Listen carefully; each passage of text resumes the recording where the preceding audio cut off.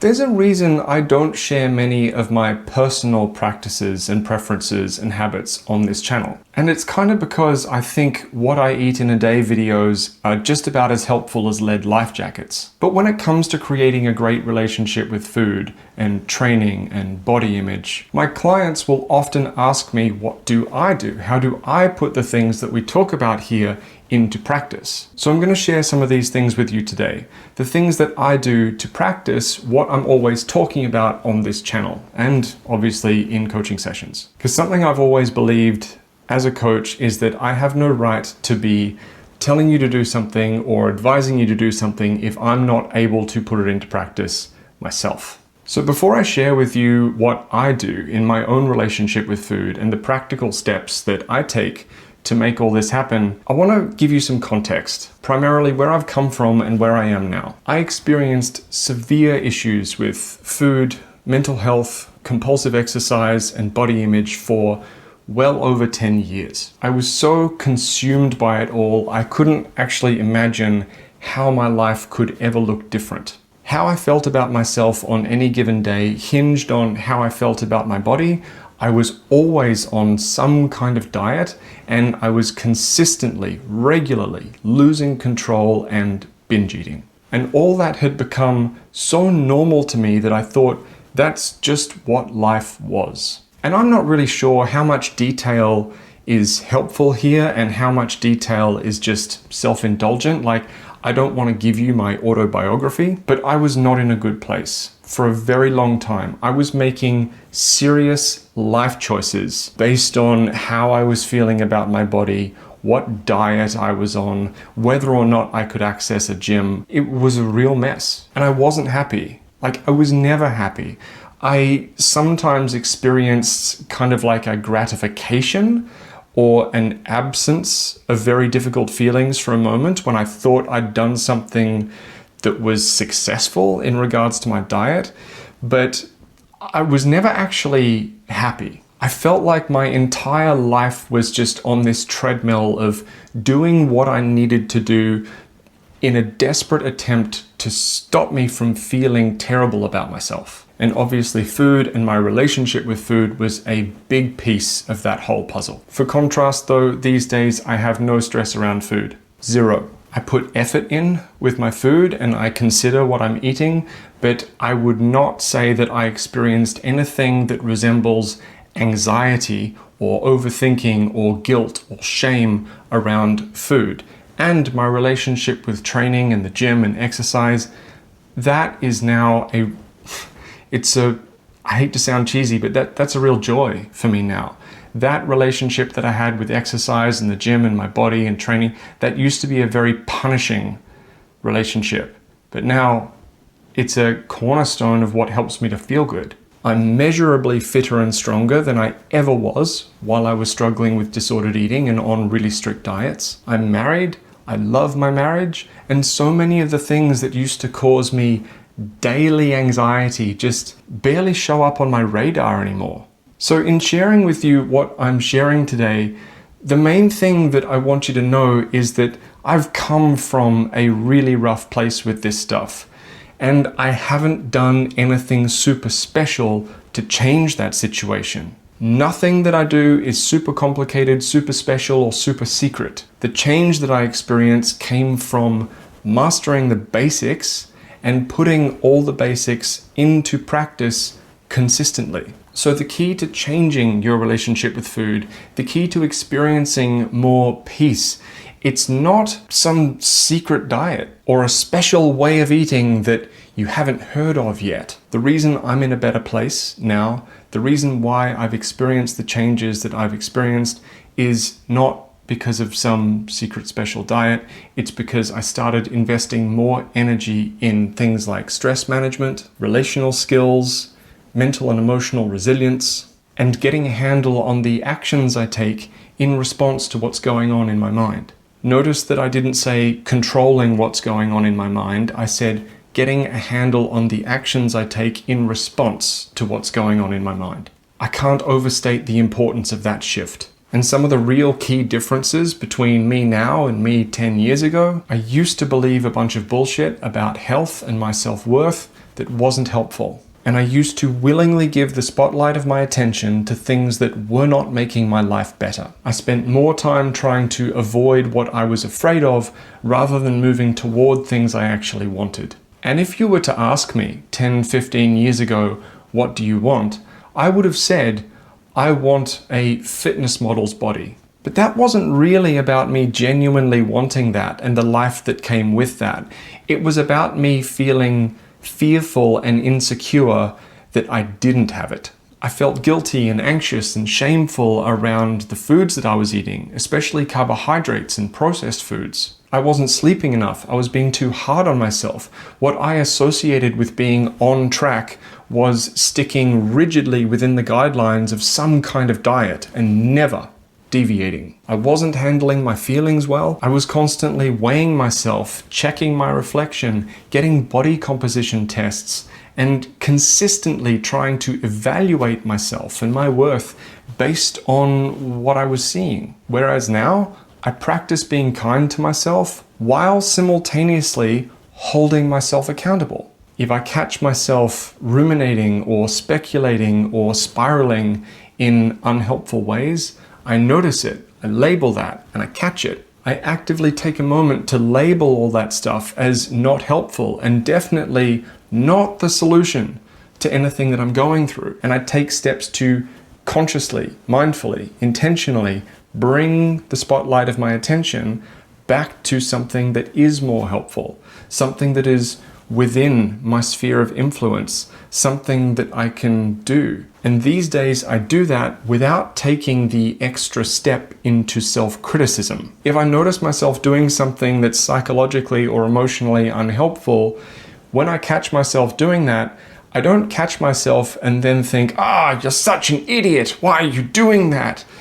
No, I remove the self-criticism step. I just notice that it's happening, label it as unhelpful, and shift my attention to something that is more helpful. And when it comes to training in the gym and my body, I'm genuinely interested and excited to learn about strength and conditioning and practice those principles rather than put myself through the self-punishing cover model workouts that I used to do. Learning to course correct without criticizing myself, this was so essential for me, and I can promise it did not come naturally. Also, practicing giving myself positive feedback. This was really important too. Training my brain to be an encouraging friend, rather than allowing my brain to be this drill sergeant that would just criticize me and beat me up all the time. And I can't overemphasize the fact that this didn't come naturally to me. Optimism and kindness towards myself was not something that I've naturally always had. My natural inclination is to lean towards cynicism and self-criticism. It took a really long time for me to understand that this was a choice that I was making, and that cynicism and self-criticism is not synonymous with resilience and strength. I had to learn that cynicism and beating myself up, these were self-fulfilling mindsets. The more cynical I was, the more evidence I would find to support my cynicism. The more I would beat myself up, the more evidence I would find to justify beating myself up. I had to change this. I had to actively choose something different, even when I didn't feel like there was a lot of evidence to the contrary. Choosing kindness, choosing optimism, I had to make the choice to start practicing these things so that I started to see evidence to support these new perspectives. So when someone says to me, I'm just really harsh with myself, or I'm just a real all or nothing person, or I'm just really cynical by nature, in the most compassionate way, I want to ask, how's that working out for you? Because although we can find a lot of evidence to support those perspectives if we want to, it's still a choice. We can find evidence to support the contrary if we want to. And it's not easy. Choosing optimism, choosing kindness towards yourself, it's not easy, especially when you try to blend those things with holding yourself accountable for certain actions. But this is the path we navigate. And what this actually looks like in practice, for example, last Sunday wasn't fun. I won't give you like a blow-by-blow rundown of the entire day, but my day started with coming downstairs and finding our kitchen covered in dog diarrhea. From there, I noticed that something in our kitchen was leaking really badly. I had to call a plumber, and with all the rain that we've had recently in the UK, I was up and down out of our loft space, putting buckets of cat litter and towels and all these kind of things around the loft space, trying to catch water. And then I made the mistake of looking at the news. So when I cleaned up the dog diarrhea and did what I could to stop the leak before the plumber arrived, and did what I could to patch up our ceiling and did our food prep for the week so we'd have nice meals, when I did all of that, I said to myself, today was not fun. It was not a wonderful Sunday, but you did really good today. Nice work. I don't look at myself in the mirror and go, I love you, or yay me, or whatever. No, I just change the dialogue a little bit and act like, an encouraging and supportive friend towards myself. After a really rough day, would one of my friends say, oh, you the man, I love you, give me a hug? No, they wouldn't. Of course they wouldn't. But they might say, yeah man, that's a really rough day, but you did good. Nice work. So that's how I take steps to speak to myself. So don't let the good things that you do, even small good things, slide by unnoticed while you pile on the self-criticism and fear. Doing that will train your brain to treat you like crap and be scared all the time. So acknowledging all the ways in which I show up, rather than taking myself for granted, this was an important step for me. And it made a big difference in terms of my mental health. Not overnight, not like immediately, but over time. Neurologically, this is important if you want to feel better. This is how you train your brain to be a good place to be. And on a practical level with food, one of the most important things that I do is prioritize foods that nourish me, make me feel good, before I ask myself whether or not I want other things. This is not about trying to stop myself from eating certain foods. It's just about making sure the things that make me feel good go in first. Like I'm going to eat a balanced lunch before deciding whether or not I want chips. But of course, that doesn't mean if I'm out somewhere with my wife, I'm not allowed to have like a burger and chips for lunch. Keeping the foods that make me feel good that I want to be eating in my house, readily available at all times, this is something I stay super consistent with. And again, this isn't about avoiding eating other foods. This is just a choice that I make because I don't like how I feel if I don't get a decent lunch or a decent breakfast. It's about taking steps towards feeling well nourished and having consistent energy levels, not trying to constantly manipulate your diet in ways that attempt to control your health or your body shape. Some of my meals are kind of a bit boring and functional. Others are much tastier. For example, breakfast is like overnight oats that I make the night before and put in the fridge with some yogurt and fruit and flaxseed and chia seeds with the protein shake on the side. Is it the optimal perfect breakfast? I don't know. I don't care. But it's got protein and fiber and I don't hate it. Tastes pretty good. Also, the serving size I eat allows me to get to my mid-morning snack or get to lunch without being starving. Lunches on my work days are a bit more practical. I usually have some marinated chicken, some fruit, and a bowl of vegetable soup. Definitely more of a practical choice, but its purpose is to give me something that's going to make me feel good throughout the day and remove a lot of decision making around food during my workday. I don't want to be in between client calls or doing work and needing to make decisions about what am I going to eat for lunch today? No, I like to remove that decision for myself. So yes, sometimes I do choose more boring practical options, but at no point am I forcing myself to persist in eating something that I actually dislike. That's an important distinction to make. The more boring practical choices, they don't work if you hate them. So yeah, I'm eating chicken and fruit and some vegetable soup for lunch, but I am a world-class chicken chef. The vegetable soup my wife makes is amazing, and fruit is great. Usually I keep a couple of packets of pretzels in the kitchen in case I want something crunchy, and every now and then I'll order a packet of my favorite licorice all sorts. And I'm very, very particular about my licorice all sorts brand. There is one type of licorice all sort that is the best in the world, and that's a hill I'm willing to die on. If I'm out of the house, I might get sushi or a burger or a sandwich, but when I batch cook our dinners on the weekend, I always put a bit of extra effort in to make something really nice so that I know that's coming at the end of the day. And this just came from personal experience and my own preferences.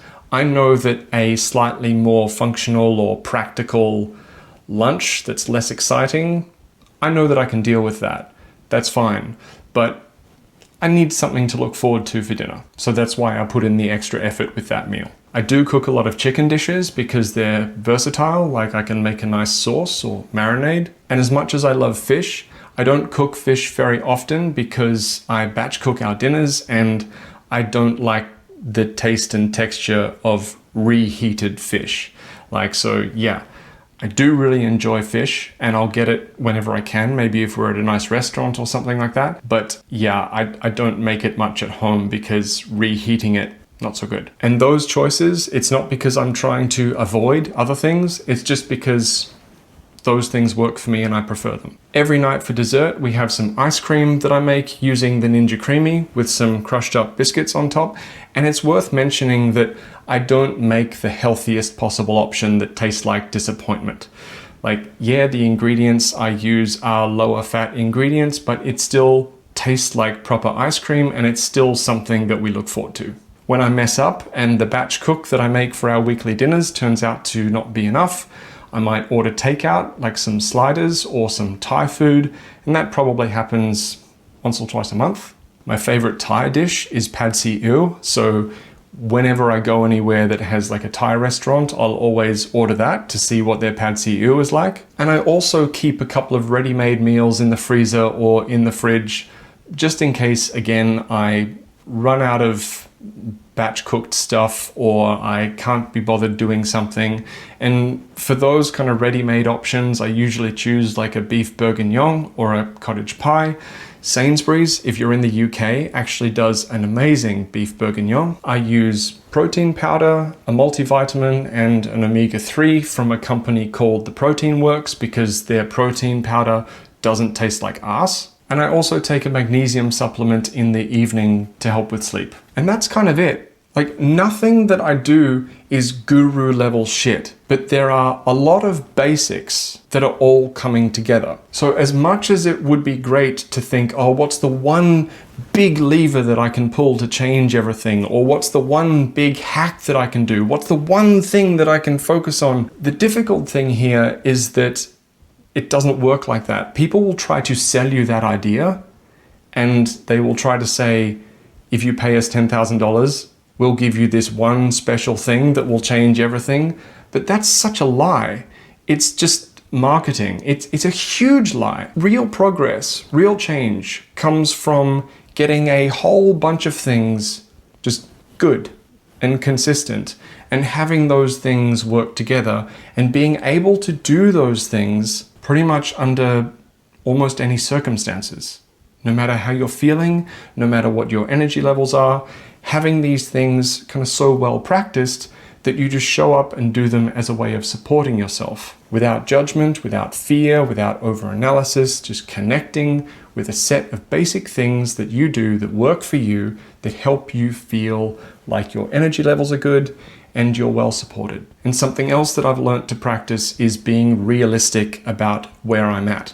Being able to turn the volume dial up or down on these things based on what's going on in my life. Some days look different to others. Energy levels are different, emotions are different, circumstances are different. The most important thing to be able to do is to be able to keep your attention on the basics rather than be distracted by bullshit. Now, it's important to mention, when I was coming out of a really bad place, when I was coming out of an eating disorder, I didn't immediately land where I'm currently at with this stuff. For a really long time, I was just having a smoothie for breakfast with frozen banana and protein powder and peanut butter and whatever the hell else I wanted in there to make it taste good. Often some kind of frozen meal for lunch. And my cooking was very, very repetitive. Bless my wife for being patient with me during those years while I was cooking the same thing for us every night. I hadn't gotten my head around batch cooking yet, and in the name of not overthinking it, I was often just cooking something really simple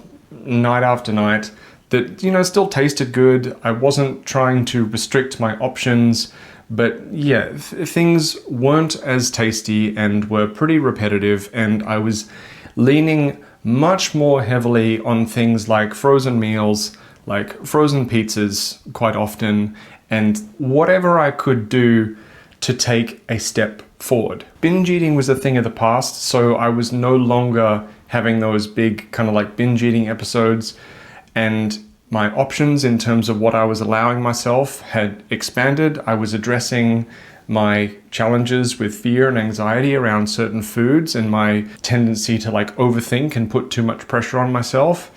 So that was what that phase kind of looked like. It wasn't as organized as I am now. So I just wanted to put that out there, that if you were listening to what I was just saying and you're currently in a rough place, don't think that you have to jump straight there. I certainly didn't. What I described to you, what I'm experiencing now and where I'm at right now, came from a process of experimentation and trial and error, and being free to experiment without judgment, being free to figure out what works through that process of experimentation without the fear that comes with thinking that the weight of the world is on every single decision you make with food. And a really big obstacle that I spent a long time navigating was my relationship with stress and feelings and emotions. I was leaning really heavily on a lot of mindless distractions, what I understand now as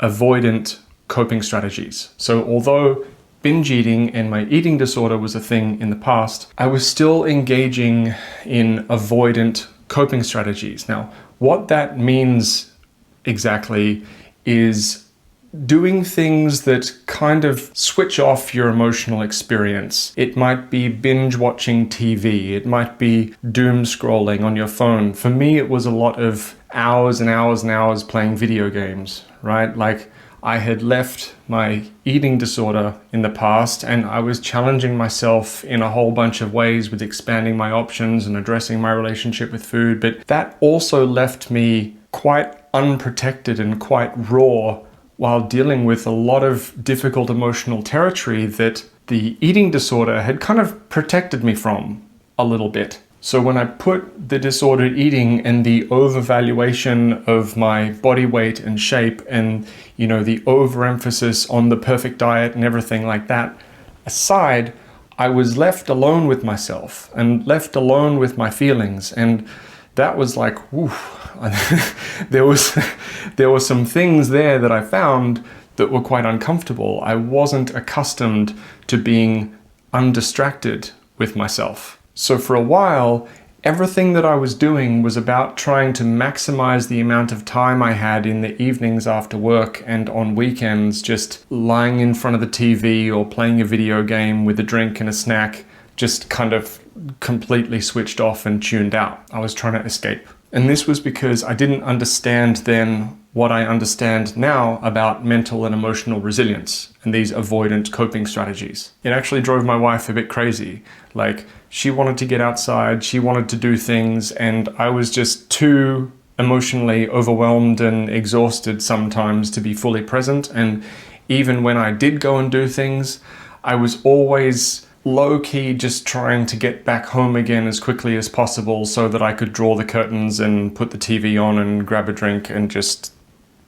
switch everything off, which wasn't helping my physical and mental health, and it definitely wasn't helping my marriage. So I had to challenge that. I had to change it. So despite the fact that the trajectory that I was on was taking me into challenging mental and emotional territory, and despite the fact that that was kind of exhausting, I couldn't keep navigating that by medicating myself with these avoidant coping strategies. I couldn't keep checking out of life as a way of dealing with that, because when I was doing that, I wasn't really making myself stronger. I wasn't really learning how to navigate difficult mental space, difficult feelings. I wasn't building resilience. I was just reaching for the off switch as often as I could, jumping between feeling overwhelmed and burned out and just completely switched off and numb. This was actually, for me at least, one of the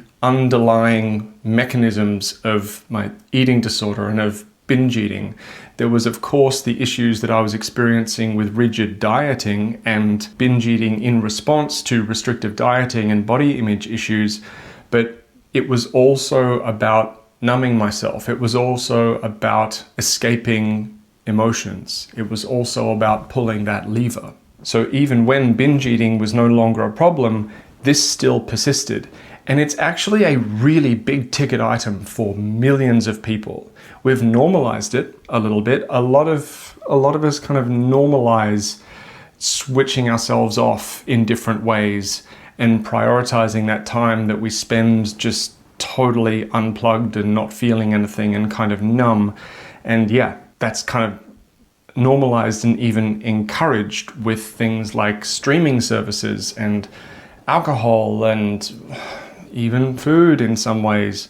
But this is kind of what avoidant coping strategies look like. And we need to overcome any leanings toward those things before we're able to show up in more self-supporting ways. Because trying to do things like prepping our food, for example, takes time. And if we are constantly trying to maximize the amount of time spent just switched off and numb, we often don't have time for, or we think we don't have time for these other things that if we were to do them, we would start to feel genuinely much better. In short, what this is about is being able to navigate different feelings and different mental spaces while staying kind of present, like while keeping one foot on the ground. It doesn't mean that we can't chill out, doesn't mean that we can't relax, but we need to manage the way that we lean on the different things that we use to relax. We need to manage the way that we might choose the ways that we relax. Because the more we avoid, the more we reach for that off switch,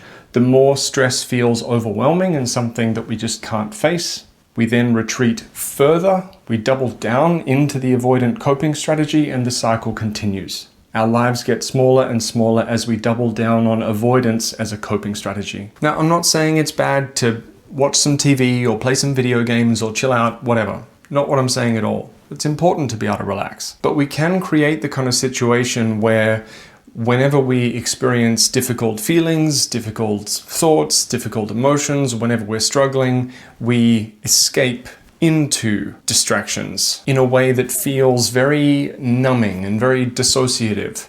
It can be a very fine line sometimes between healthy distractions and healthy chill out time and avoidant coping strategies. But if we start becoming anxious or irritable when we get kept from doing our thing as much as we want to, or if we see everything else aside from that thing that we want to do as just an inconvenience, or the thing that we want to do, whether it be TV or video games or hobbies or alcohol, whatever it might be, if we start to view everything else as just inconveniences that get in the way of spending as much time as possible with those things, I can start to get dicey. And I was 100% there. So before I was able to show up taking better care of myself and practicing a bunch of this stuff, I had to address that. Whenever the topic of relationships comes up in the coaching work that I do,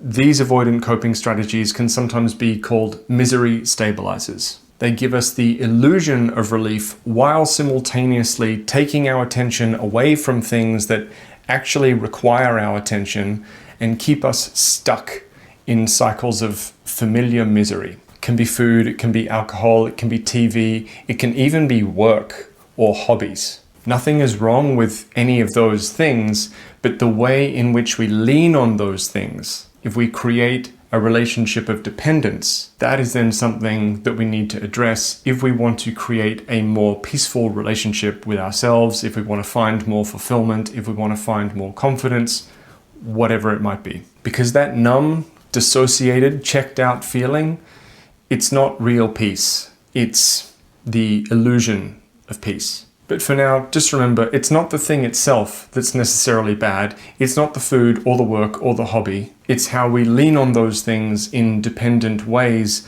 rather than actually dealing with what needs to be dealt with. I didn't get to the point of doing food prep every week, contributing in a significant way to keeping our house clean, being a good husband, all that kind of stuff, and being genuinely happier.